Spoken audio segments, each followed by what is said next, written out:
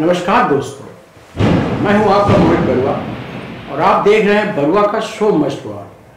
आज हमारे रंगमंच के सफर में हमारे साथ हैं कानपुर के वरिष्ठ रंगकर्मी सुशील सिन्हा।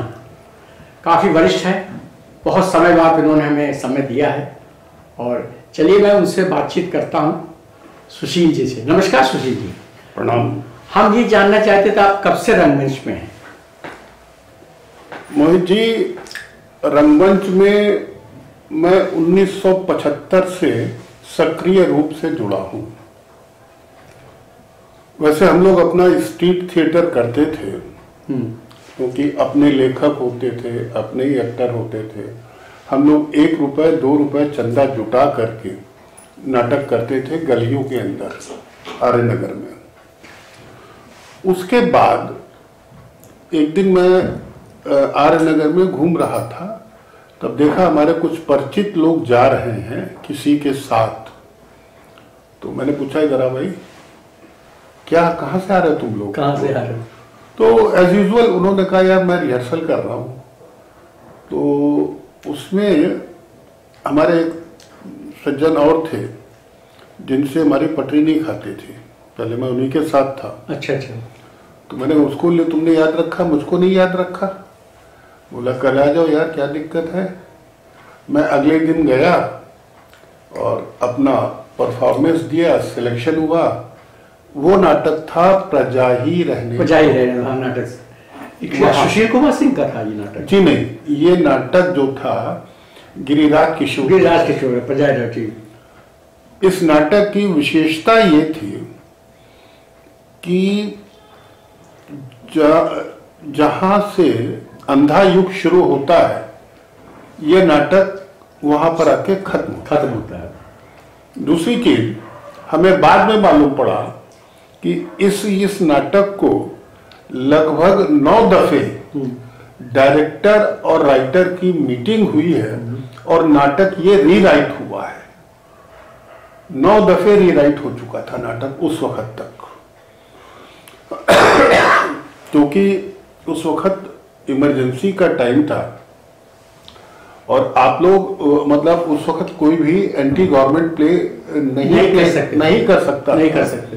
तो उसी वक्त बंशी कौल ने इसको इस तरह से घुमाया था और गिरिराज जी ने कि ये लगे कि ये महाभारत की बैकग्राउंड है, बस राजनीतिक न लगे। तो वो उन्होंने उसको नाटक किया था। उसी में रिहर्सल के दौरान बंशी कौल ने एक दिन मुझसे कहा कि तू क्या कर रहा है खड़े खड़े? मैंने कहा बोलिए। बोले जरा प्रॉप्स नोट कर ले। मुझको ये नहीं मालूम था कि नाटक में प्रॉप्स क्या या प्रॉपर्टीज क्या चीज है। फिर मैंने वहां के लोगों से पूछा। अब मेरी हिम्मत न हुई पूछने की, बंशी कौल से पूछ लूं कि प्रॉप्स क्या होता है। तो वो उन्होंने, जो पुराने थे मैनेजर सुरेश द्विवेदी, अच्छा, उन्होंने कहा इससे बात करो। तो मैंने उनसे बात की। बोले कि जो सामान लगता है मंच के ऊपर उसको प्रॉपर्टी बोलते हैं। लेकिन बड़ी अच्छी बात है। तो मैंने वो स्क्रिप्ट से और रिहर्सल से प्रॉपर्टीज नोट करना शुरू किया। फिर एक दिन बोले सुनो, मैंने कहा हाँ। बोले ये कॉस्ट्यूम बनवाने का इंतजाम करो। मैंने कहा साहब क्या कह रहे हैं आप? कॉस्ट्यूम कैसे बनेगी? बोले मैं डिजाइन कर रहा हूँ ना। और उन्होंने, क्योंकि सबको धोतियां पहननी थी और धोती पहनना हर एक को नहीं मालूम, तो उन्होंने धोतियां स्टिच करवाई, सलवार टाइप का उन्होंने धोतियां स्टिच करवाई और ऊपर की जो कांच होती है वो अलग से सिलवा के उसी में अटैच करवा दिया था। बहुत सही। अच्छा, तो यहाँ वहीं आर्य नगर में एक दर्जी था, उसने कहा कि भैया काम यहाँ नहीं आ रहा। तो हमने चल बेटा काम कर तू आराम से। तो उसको मैंने पूरा काम, थिएटर का पूरा काम उसको दे दिया था मैंने।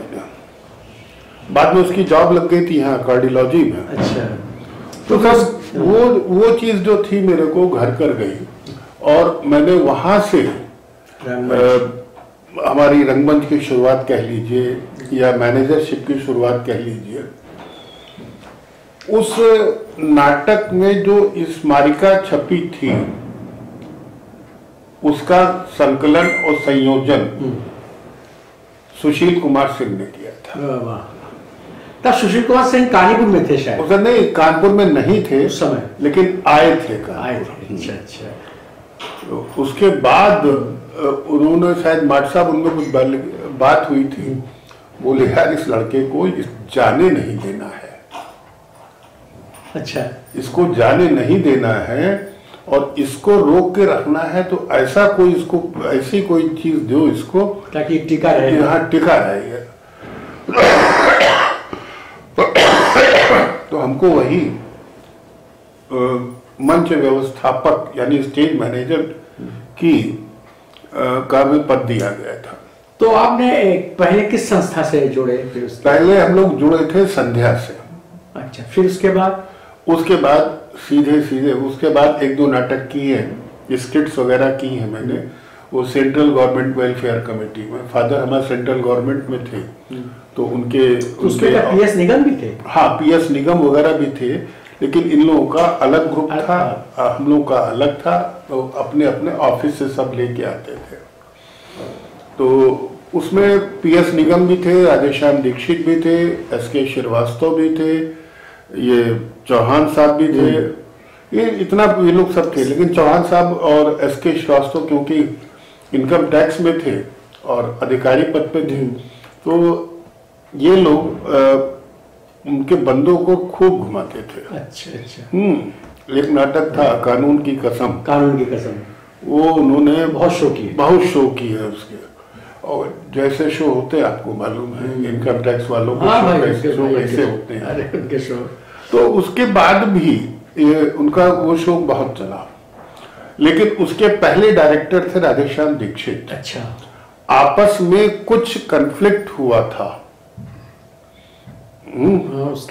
उसके बाद राधेश्याम को एक साइड कर दिया गया था और पीएस निगम को वहां का उसका डायरेक्शन दे दिया गया था। तो टाटा के बाद आप टाटा में भी रहे? काड़ा में नहीं रहा। दर्पण में कब रहे? दर्पण बताया ना 75 से। तो लखनऊ की दर्पण और कानपुर की दर्पण का अंतर कितना रहा? सबसे पहले कानपुर में खुला कि लखनऊ? नहीं, सबसे पहले कानपुर में ही खुला। मैंने बताया आपको कि पहले द एम्बेसडर था नाम उसका, और डॉक्टर लाल के नाटक दर्पण से उन्होंने कहा कि सत्यमूर्ति नाटक करते हो हिंदी और नाम रखते हो इंग्लिश, बदलो इसको। तो वहीं से वो नाटक एम्बेसडर का नाम दर्पण हो गया। तब से दर्पण चला ही आ रहा उस तरह से। तब से दर्पण चला आया। दर्पण का जो एम्बलम है वो ITI यूनेस्को का एम्बलम है वो। अच्छा। भारतीय नाट्य संघ BNS वो IT international theatre institute UNESCO का अच्छा की ब्रांच, इंडियन ब्रांच है, और जो भी उससे एफिलिएटेड होता है वो आपका उसको यही एम्बलम यूज करना होता है। अच्छा अच्छा। जो आप देखते हैं ना, एक चेहरा है, वही उसका यूज वही है। शायद आज के हमारे कर्णधारों को नहीं मालूम। अच्छा, एक बात, आप कहीं बॉम्बे गए थे संस्था को लेकर, तो वहाँ कुछ एक कलाकार खो गए थे, वो कुछ? जी हाँ।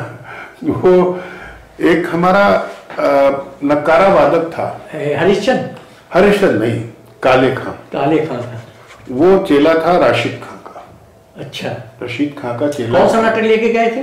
ये हम लोग 2 नाटक लेके गए थे, एक तो कथा नंदन और दूसरा पोस्टर। बड़ी लंबी टीम थी वो। बहुत लंबी टीम थी। पोस्टर में काफी। तो जब मैं साथ होता था तो माट साहब आराम से एक साइड लोअर बर्थ कब्जा करके उस पर सो जाते थे और मुझसे कहते थे, सुशील देख लेना। हम तो देख लेंगे, पहले आप तो देखिए। बोले हाँ, देते रहे, चलो तुम्हें रास्ते भर।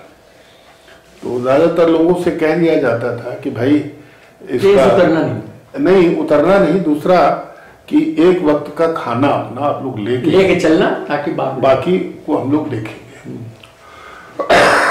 तब एक ही ट्रेन जाती थी, हाँ, यहाँ से गोरखपुर एक्सप्रेस। गोरखपुर एक्सप्रेस बहुत पुरानी थी। उसमें हम लोगों ने सब सीटें करा रखी थी।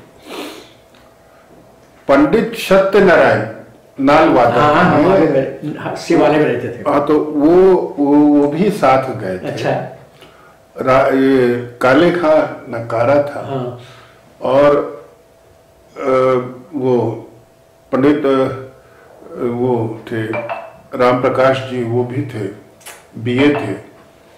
तो हुआ क्या कि वो काले खां कभी बॉम्बे नहीं गया था। अच्छा अच्छा। तो वो कभी लोकल ट्रेन में नहीं चढ़ा। तो सब लोग शांता क्रूज से माहिम तक उस पे आ रहे थे, दादर पे किंग सर्किल जाने के लिए। हाँ, किंग सर्किल। वहां पर हम लोग ठहरे हुए थे। वो जब तक उतरे तब तक गाड़ी चल दी। मतलब काले खां उतर नहीं पाए। फिर काले खां की ढूंढाई शुरू हुई। तो माट साहब बोले, यार काले खां को ढूंढ के लाओ, क्या करें, हम सब देखते हैं ये है कहाँ पे। फिर हम निकले वहां से दादर से।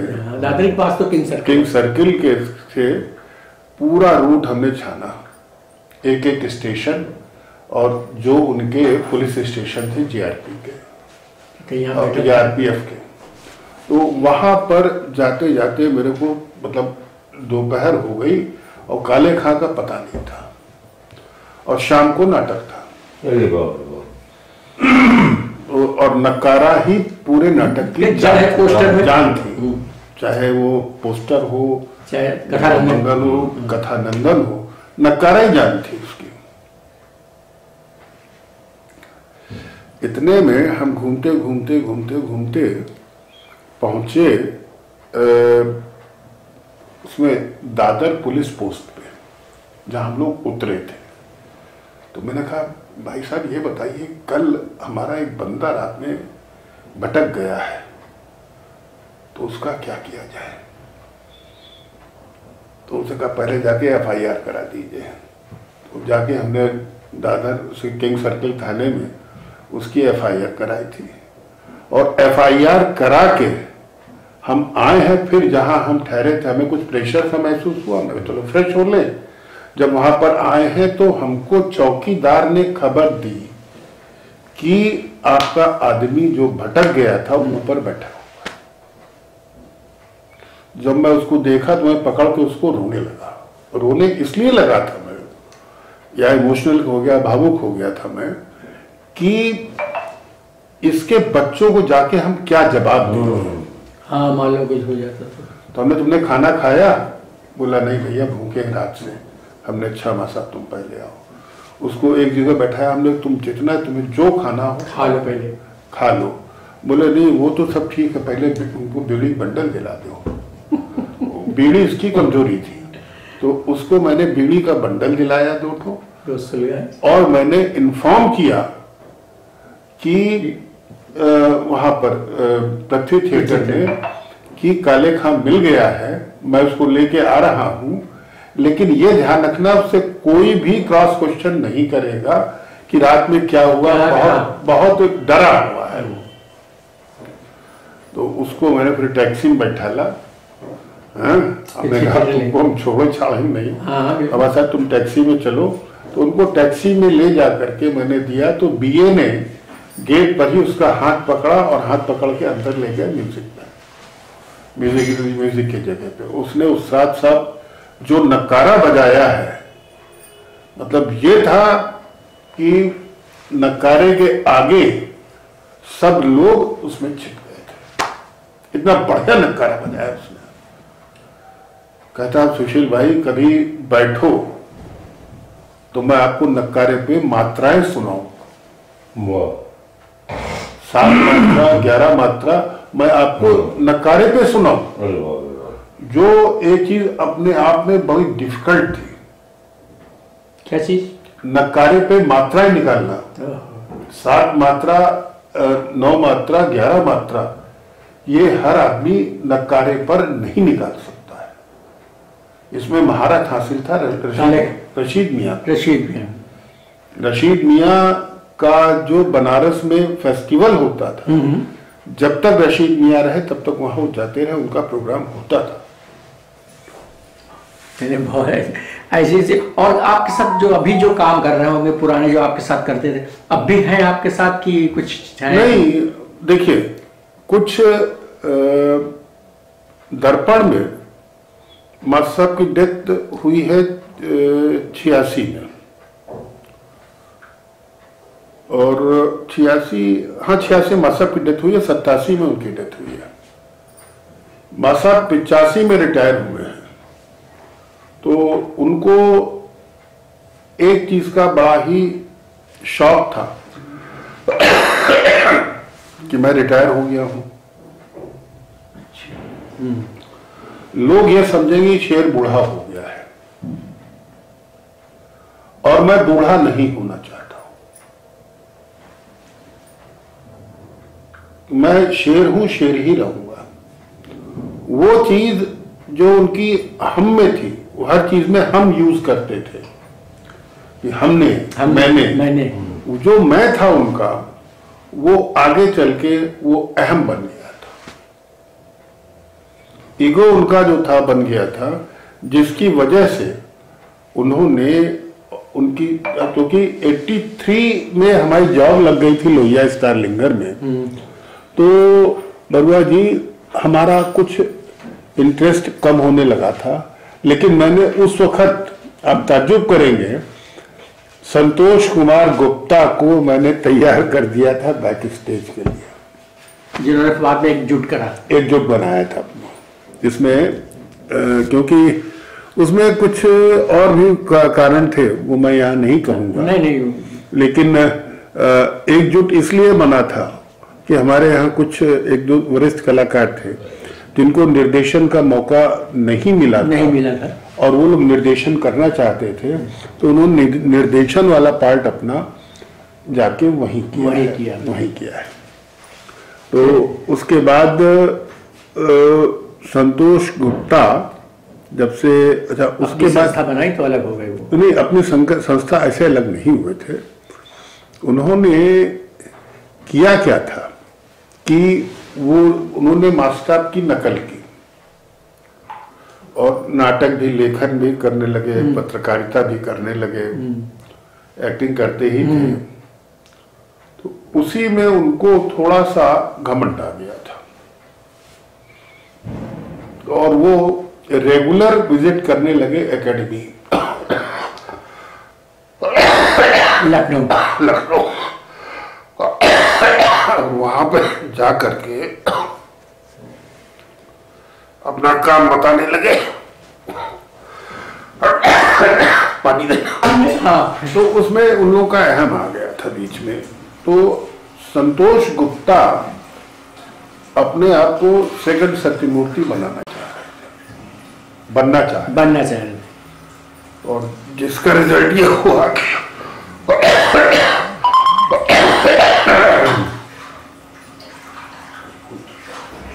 ना इधर रहे ना उधर रहे। एकेडमी में जाकर के वो बुराई भलाई का, अरे वो तो वो बातें। अच्छा ये बताइए, तो आप किस साल तक रहे रंगमंच में, किस सक्रिय रहे, किस मैं 88 तक पूर्ण रूप से सक्रिय रहा। दर्पण से ही संबंध रहा, और मास्टर साहब की डेथ के बाद एक चीज मैंने महसूस की कि जो उनके पुत्र अतुल्य सत्यमूर्ति उर्फ बबलू, ये पीछे 1-2 ऐसी शख्सियत का हाथ था कि जो कि जिन्होंने बबलू को बदतमीजी के लिए उकसाया था। उन लोगों का कहना ये था कि मां साहब सेक्रेटरी जनरल थे, तुम भी सेक्रेटरी जनरल हो। मां साहब सबको डांट देते थे, तुम भी सबको डांट दिया करो। लेकिन वहां पर वो अपने उम्र का लिहाज भूल गए थे कि हमारी उम्र क्या है और हमारे साथ और हमारे जो साथी है उनकी उम्र क्या है। बहरहाल वो उसकी वजह से थोड़ा सा बुरा लगता था। तो धीरे धीरे 95 में, क्योंकि 85-86 तक के और मेरा ख्याल 87 तक के अकाउंट्स हमने बनाए थे, तो मुझे उनके साथ प्रत्यक्ष या परोक्ष जुड़ा रहना था। क्योंकि एक उसमें सबसे बड़ी चीज होती कि जो अकाउंट्स होते थे ऑडिट कराना, वाउचर बनवाना, वाउचर पेमेंट शो करना, ये सब मां साहब हमसे काम लेते थे। अभी तो मालूम पड़ता है, उन्होंने बताया कुछ पैसे हैं 20-30 हजार रुपए करीब अकाउंट में शायद हैं। नहीं है, अब नहीं है, अभी नहीं है। अभी तो खैर होंगे तो मुझे मालूम नहीं है। पर जो हमारे पास सूचना है वो पैसे नहीं है और अकाउंट भी सीज पड़ा हुआ। अच्छा, वो राकेश वर्मा जी का कुछ, उनका भी कुछ राकेश वर्मा जी के का पता नहीं इस वक्त कहाँ है। वो दिल्ली में तो थे अपने छोटे बेटे के पास।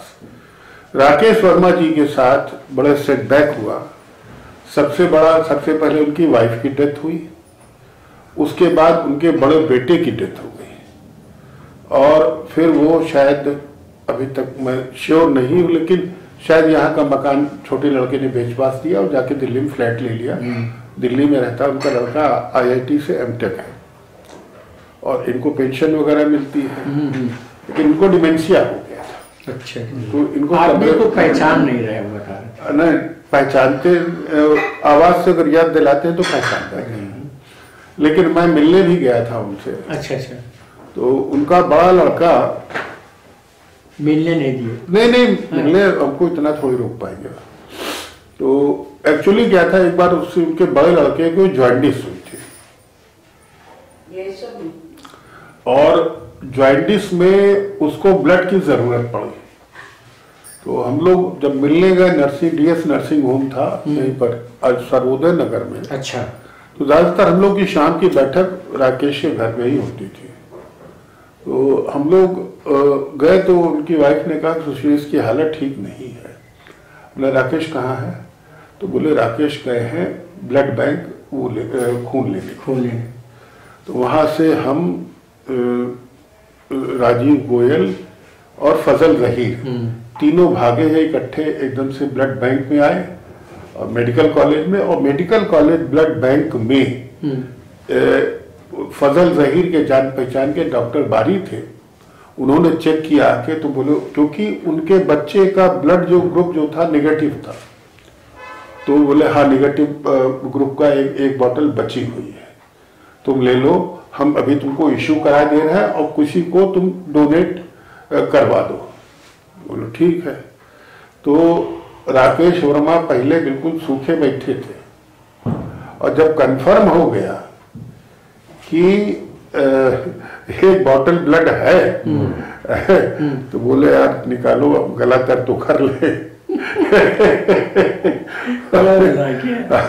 तो उन्होंने फिर हमारा जो क्वार्टर रखी थी जेब में निकाली और वहीं पी के ढकेल के पी गए। अच्छा, उसके बाद फिर ये हुआ कि चारों में से कौन इस वक्त शुद्ध बचा हुआ है जो खून दे। तो मालूम पड़ा कि SK सिन्हा बचे हुए हैं। तो SK सिन्हा लिटा दिए गए, मोटे थे ही थे। अच्छा, और वो खैर वो ब्लड तो चला गया वहां पर चढ़ने के लिए। जो हमने ब्लड दिया वो जमा हो गया। हाँ, वो जमा हो तो तभी देख देते हैं। लेकिन ये फजल और राजीव गोयल डॉक्टरों के पैर छुए। अरे बोले साहब, एक आदमी इनका क्या, एक बोतल ब्लड में क्या होगा, 4-5 निकालिए तो कुछ मालूम पड़े, कुछ दुबले हो ये। अरे बोले भैया एक साथ नहीं निकाल सकते हैं। बोले नहीं। तो फिर उन्होंने बताया कि सब देखा कि सब नशे में है, तो डॉक्टर ने ये कहा कि ऐसा है कि ये ब्लड अलग रखना। तो मैंने कहा नहीं डॉक्टर साहब, कितना टाइम लगता है बताइए, बता देंगे आपको। तो शायद उस दिन बुधवार का दिन था, तो मंगल को मैं नहीं पीता था, तो मंडे की पी हुई थी। तो बोले नहीं, तो तब लोगों ने कसम खाई, बोले साहब ये बात यकीन मान लीजिए कि ये मंगल को नहीं पीते हैं और सोमवार की पी हुई है, अगर उससे कोई नुकसान है तो आप इनको बता दीजिए। तो उन्होंने कहा नहीं उससे कोई नुकसान नहीं। बोले फिर नॉर्मल रख लो। वो उस लड़के को, अच्छा वो बात आई गई, खत्म हो गई। तो उसके बाद थोड़े से डिफरेंसेस भी हुए हमारे और राकेश के बीच में।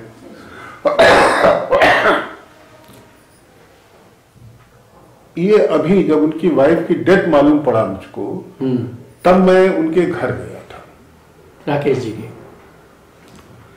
तो राकेश जी ने बताया, बातचीत होने लगी। फिर उनसे मैंने पीर गुलाम से, सुरेंद्र तिवारी से, जो अपने पुराने लोग थे, उनसे मैंने उनकी बातचीत कराई। लड़का कहता था कि नहीं अंकल, बस इनको अब नाटक में नहीं आना है। हमने कहा ऋषि चुप बैठो। उनके यहाँ सबके नाम आर से थे। राकेश, रेखा, ऋषि, रजनीश, 2 लड़के। वो सब भी नशे में था लगा। खैर बोले अंकल आपका एक एहसान मेरे ऊपर है। हमने क्या है? कोई खून वाली बात? बोले तब उसने खून वाली बात बताई। मैंने कहा तुझको याद है? बोले हाँ। मैंने कहा बेटा ऐसा है, ये बात मैं पता नहीं कब की भूल चुका हूँ, तू भी भूल जा।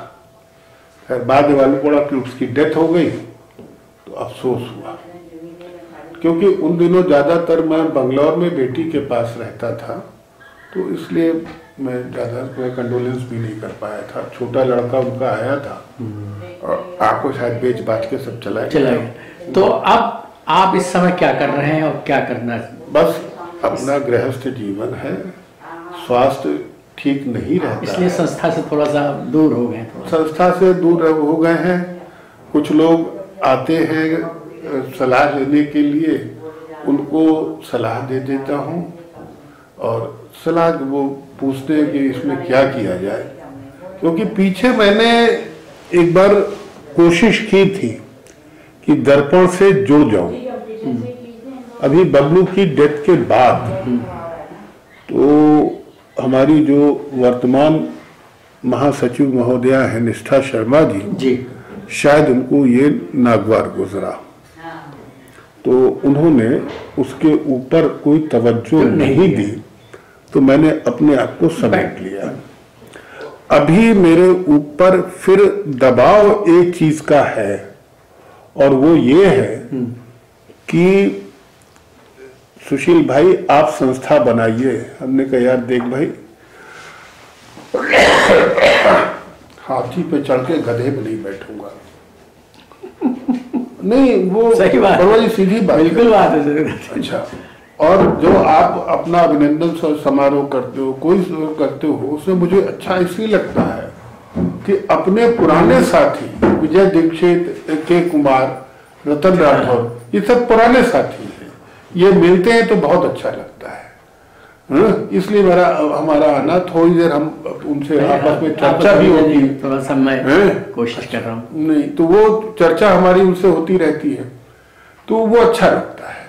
बाकी रही दर्पण की बात, तो हमें तो अभी हाल फिलहाल उसके रिवाइवल के चांसेस नजर नहीं आ रहे हैं, क्योंकि वो डॉक्टर अभय द्विवेदी जो है, जो प्रेसिडेंट है, उनसे मेरी कई एक बार बातचीत हुई।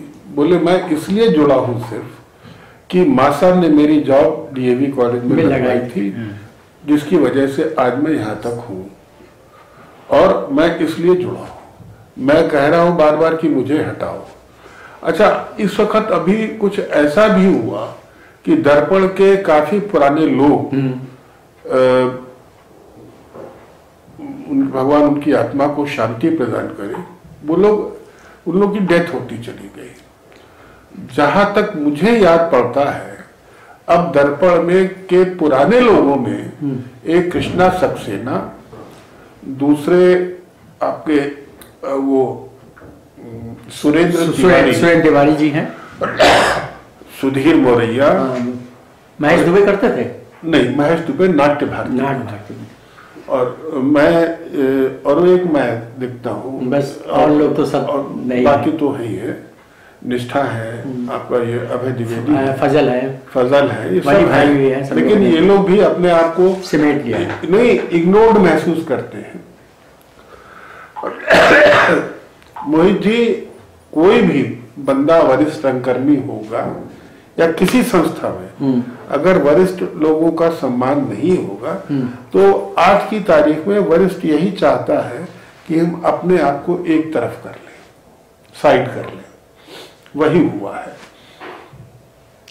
आजकल आई हुई है निष्ठा जी, मैं तो उनसे बात करूंगा नहीं, लेकिन वो पहले देख कर नमस्ते भी करती थी, अब उन्होंने वो भी बंद कर दिया है।